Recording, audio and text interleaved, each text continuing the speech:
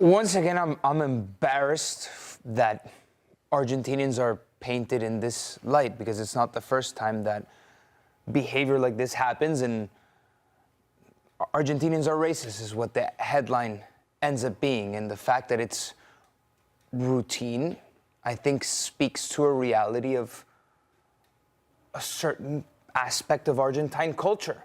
And we can delve into the reasons. We've talked a lot about this off air as to the reasons why in Argentina these conversations aren't being had. There's systemically, there are no black people anymore in Argentina for hundreds plus years at this point. So how are conversations in Argentina going to be had to move the needle on coming to grips or reckoning with a racial issue in Argentina? Because if the large majority of public opinion believes something, that'll be a certain truth in Argentina. And I'm by no means am I trying to justify anything that's going on and anything that was sung and that was chanted.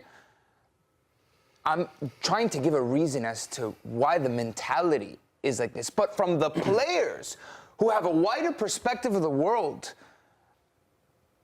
you should expect better. They should know better. And it's embarrassing for them, because the moment that went on Instagram Live, you're not being judged in your Argentine context anymore. Your behavior and your actions and the way that you speak is subject to scrutiny by the world.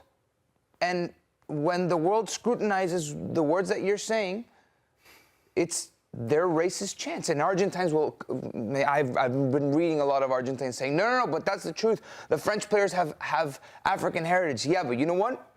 Teo Hernandez also has Spanish heritage, and I don't see the Argentines singing about Teo Hernandez. And Griezmann, I think, has German heritage, if I'm not mistaken. They're not singing about German heritage.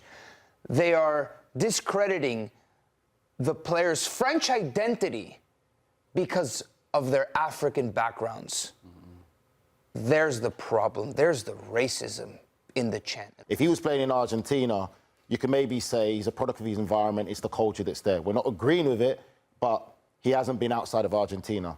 Enzo Fernández went to Benfica. He's played in Portugal. He's seen a lot. He's very aware of what's what. And then from Portugal, you go to Chelsea. You're in London.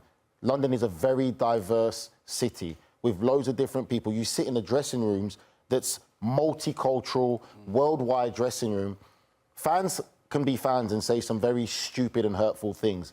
Fans are fans, but you're a professional football player. You know what these fans are saying. There's no way you should even be on there and encouraging that in any way, shape or form, because you have teammates who are French. So now when you go back to that dressing room, they're going to be looking you with one eye open. And for me, it's easy to make an apology. You're apologizing now because you got caught, but you've showed yourself and your true colors to your teammates. Don't apologize. Change in behavior. That's the best apology. Change in behavior and make yourself be a better person. Because it's one thing, we had this conversation. Do not be fooled by footballers going into a dressing room and you think they're all friends and they get along well and what they show in the dressing room. I look at friendship as outside of that dressing room. Do you go to my house? Do you know my family? If you come over and had dinner with me and my family and my kids, that's what it is. It's easy to be nice to fans. And I know, I think Nicholas Jackson tried to defend him and say, oh, look, he's being nice to a kid. Well, he's not going to call a kid any kind of racial slurs when there's videos and things there, right? But how many times have black players or French players been to his house to know that? But for me, my point is, generally, footballers need to do better. Time to stop using ignorance as an excuse. Because it does not stand. It just does not stand. We have access now. These players are surrounding you. They're surrounded by players from all over the world. It's a lazy excuse. Yep, 1,000% agree. And they are stupid and they are irresponsible. And the thing as well, just to add to Sue's point, I agree with you, is he has a platform. He's just won the World Cup with Argentina. He's one of the biggest people in Argentina. So when young kids and people watch him singing the song that they know is wrong, he knows it's wrong, they're going to be influenced by him. These players have a responsibility whether they like it or not. Oof. No one told you to go on social media live and then now, I'm not this, I'm not... No, you just did it.